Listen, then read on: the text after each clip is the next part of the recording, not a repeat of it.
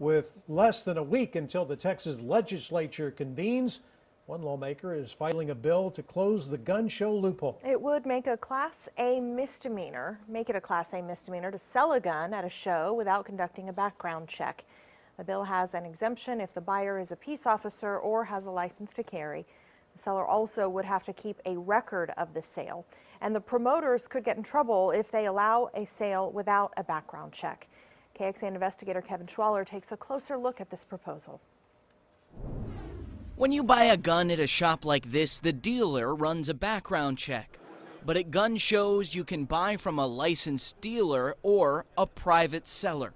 Those private sellers do not have to run a background check. It really puts our public safety at risk. The executive director of Texas Gun Sense believes that needs to change. Right now, any criminal, domestic abuser, or other person that may be violent and that's already prohibited by law from buying a gun can go to a booth at a gun show that is not a licensed dealer and buy a gun. Gun shows are commonplace in Texas. This website lists about 20 across the state this month. I talked with one outdoor and gun show promoter who told me it's already illegal to sell a gun in Texas if the seller knows that the buyer has recently been convicted of a felony. If for some reason someone wants complete background checks on every gun that's sold at a gun show, it's not very practical. Criminals by nature, they're not going to obey the laws, and that's what I don't understand about the liberal left, is they're consistently trying to come up with this perfect package to make sure that bad guys don't get guns. The Democrat-authored bill will likely face stiff opposition at the Texas Capitol this session, where Republicans hold control. Kevin Schwaller, KXAN, investigates. The bill also expands the definition of a gun show and requires promoters give police advance notice of an event.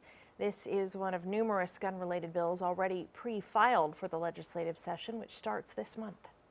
We want to know where criminals are getting their guns. The U.S. Department of Justice surveyed state prison inmates who had a gun when they committed a crime. It found about 40% of criminals got their weapons from an illegal source like a theft or from a drug dealer. Nearly 40% of the convicts said they got the gun from family or friends. About 1% of the criminals said they purchased their gun at a gun show. Pediatricians are worried about a spike in RSV cases at Baylor.